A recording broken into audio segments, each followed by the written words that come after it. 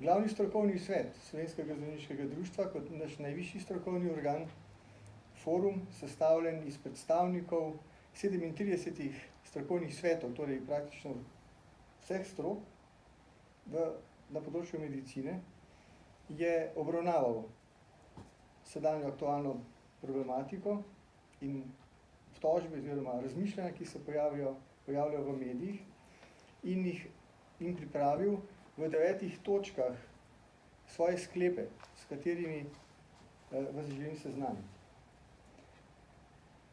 Govorim o stališču vrha stroke. DSO-ji so kot socialno-varstvene ustanove nezamenljivi zaradi starajočega se prebivalstva, ki potrebuje nego v visokih življenjskih starostih. A te DSO-je je potrebno v novem zakonu o dolgotrajni oskrbi, da priprav na ta zakon danes tudi manjka predsednik Komisije za medicinsko etiko, dr. Voljč, na tem sestanku. Torej v tem zakonu jih je potrebno redefinirati.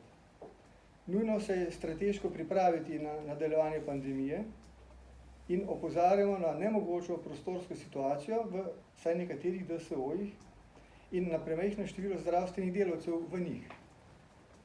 Drugič, glede na visoko povprečno starost prebivalcev v DSO-jih, ki so visoko polimorbidni in bolujejo za kroničnimi in neozdravljivimi boleznimi, bi pri večini njihovih stanovalcev že v preteklosti potrebovali paliativni načrt za vsakega posameznika, utemeljen na interdisciplinarni konziliarni presoji.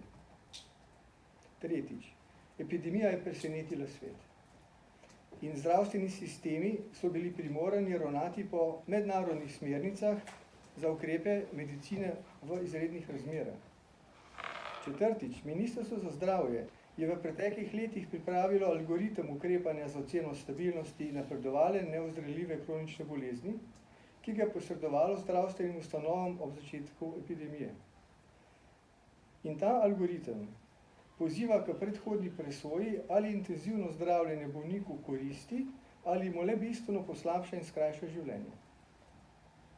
Petič, vložni kartoni stanovalcev DSO-jev so bili dobrodošli za zagotavljanje medicinske pomoči okuženim in obolelim. In glavni strokovni svet pričakuje, da bodo strokovni nadzori Zdravniške zbornice Slovenije, ki so bili razpisani pred 2 dnevoma v tej hiši 8.6.2020, ovrgli blatenje zdravnikov in njihovih sodelavcev. Zdravje ne sme biti gospodarska kategorija, ne glede na stroškovno učinkovitost, je nujno odrediti obvezne rezerve v zdravstvenem sistemu na splošno in v celoti, ki je trenutno ta naš zdravstveni sistem prisiljen delati brez rezerv. Pričakujemo, da bo sistemsko rešeno izobraževanje delavcev v DSO-jih. In sklepna misel glavnega strokovnega sveta, sprejeta včeraj, je, da so zdravniki in njihovi sodelavci dosedanje delo z okuženimi in bolnimi s COVID-19 opravili z odliko.